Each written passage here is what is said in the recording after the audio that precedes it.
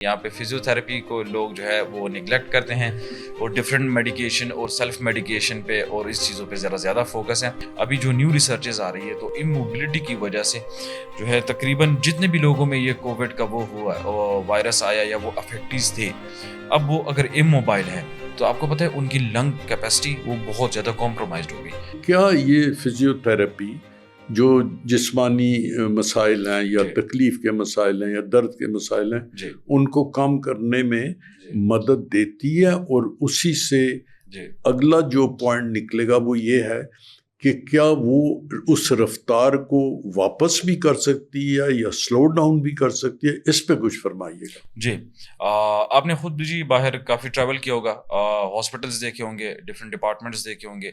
اب باہر کی کنٹریز میں اور باہر کی دنیا میں اگر ہم دیکھیں اسپیشلی ویسٹ میں یا ادھر ایسٹ میں بھی کافی اس طرح سے کنٹریز ہے جو کہ فزیوتھراپی پہ بہت زیادہ فوکس کرتے ہیں. جی اس کی وجہ کیا ہے؟ اس کی وجہ یہ ہے کہ وہ میڈیکیشن کو سائڈ پہ کر رہے ہیں اور فزیوتھراپی اور ایکسرسائز موبلٹی کو تھوڑا سا جو ہے زیادہ فروغ دے رہے ہیں. بٹ پاکستان میں یہ چیز بالکل ٹوٹلی الٹا ہے جی. یہاں پہ فزیوتھراپی کو لوگ جو ہے وہ نگلیکٹ کرتے ہیں اور ڈفرینٹ میڈیکیشن اور سیلف میڈیکیشن پہ اور اس چیزوں پہ ذرا زیادہ فوکس ہے.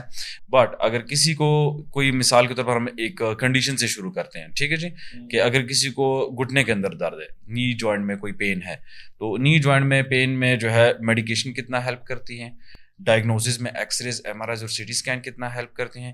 پھر اس کے بعد جو موبلٹی ہے اور پین کو ریلیو کرنا اور پھر restoration of the normal joint, وہ جو ہے اس میں فزیوتھراپی کا کیا رول ہے. تو یہ دو تین چیزیں بڑی ڈفرینٹ ہے، ٹھیک ہے.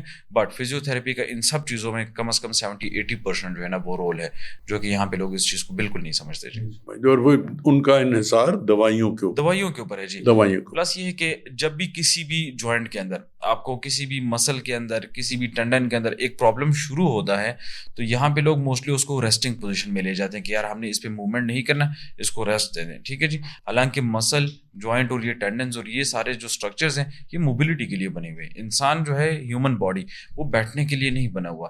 جیسے کہ ابھی کووڈ ختم ہوا اور کووڈ کے بعد ایک چیز اور شروع ہوئی جس کو کہتے ہیں کہ جی لیٹ کووڈ کے جو سمٹمز ہیں وہ ابھی آنا شروع ہوئے، تو وہ اموبلٹی سے بہت زیادہ گہرا ہے اس کا ایک لنک ہے نا جی.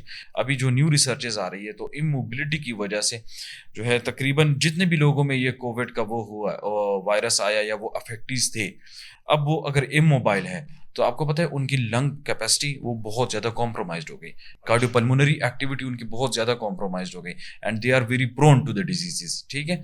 تو یہ اب کیا ہے کہ یہ صرف موبلٹی کی وجہ سے اگر وہ کسی فزیوتھراپسٹ کے ساتھ جڑے رہیں، جائے ٹائم ٹو ٹائم ان سے وہ کنسلٹ کرے، ایکٹیویٹیز ان سے سیکھے، وہ ان کو ایکٹیویٹیز دیں اور جائے وہ ان ایکٹیویٹیز کو گھر پہ کریں یا کہیں پہ بھی پرفارم کریں، تو وہ مطلب میرے خیال سے ان چیزوں سے بچ سکتے ہیں جی. تو آپ یہ ہمیں بتاتے ہیں کہ موبائل رہنا، حرکت میں رہنا، موبلٹی میں رہنا ضروری ہے، بہت زیادہ ضروری ہے.